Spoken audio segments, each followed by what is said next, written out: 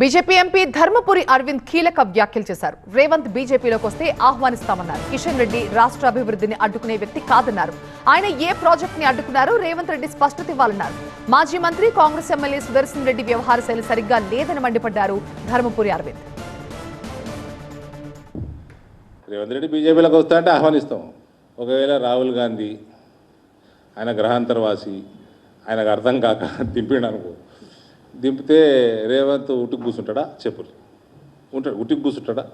Party ప్రభుత్వంలో ఉంటుందా? ఏదో ఎత్తాడు రేవంత్. చేసినప్పుడు వస్తా అంటే ఆహ్వానిస్తాం.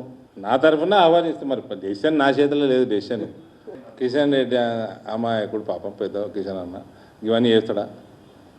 ఆయన పని ఆయన చేసుకుంటూ పోయేటాడు. ఈయన చేతగాక ఈయన చేసిన వాగ్దానాన్ని నిలబెట్టుకోలేక ఇక ఈ రాష్ట్రంలో అడ్మినిస్ట్రేటివ్ వ్యాక్యూమ్ ఉన్నది. ఎమ్మెల్సీ ఎన్నికల ఫలితాలు దానికే నిదర్శనం.